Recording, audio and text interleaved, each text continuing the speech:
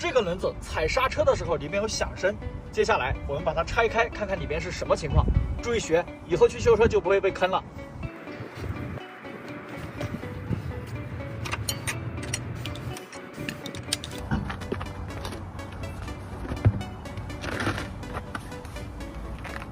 哇，你来看，这个刹车盘上边被磨了一条细细的印子，用手摸的话，感觉这里都凹进去了。看到没有？这一圈都有。OK， 接下来我们把刹车卡钳给它拆掉，看看里面是什么情况。但是进来的老铁，你们刷到这条视频的话，应该也算缘分了。本人从事汽车行业10几年，见惯了很多坑人的套路，所以说呢，我这个人也比较正直，就把这些套路给大家分享出来，让大家以后用车养车的时候能够省点钱。毕竟咱们大家挣点钱都不容易，是吧？但是你要是方便的话，一把手上免费的小红心、小关注，帮本人点那么一下子，是不是？他也不费什么事儿。好了，咱们废话不多说啊，马上开始。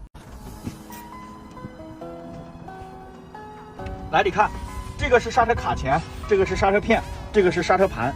卡钳卡住刹车片，这个刹车盘就转不动。这个就是汽车刹车的原理。接下来我们把刹车片拆出来看看。好，问题的原因找到了。你看，这个刹车片上有特别多的硬点，看到没有？这些硬点跟刹车盘进行摩擦，就会出现刚才的那种响声。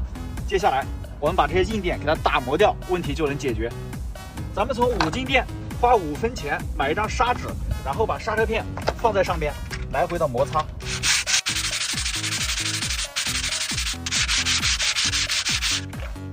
好，你看，刚才这些硬点已经全部打磨掉了。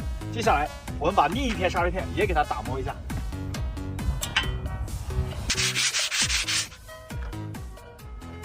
好，现在2个刹车片已经全部打磨完了。接下来我们给它装回去看看效果。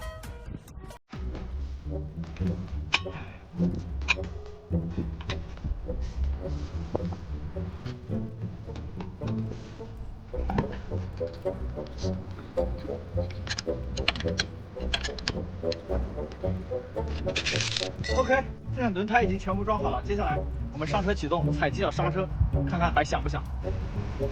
走，踩，走，踩。OK， 大家听到了，踩刹车的声音已经没有了，问题也彻底解决了。而且刹车盘上这道印子，它跑一段时间就会自动消失。怎么样？你学会了吗？关注我，每天学点汽车知识。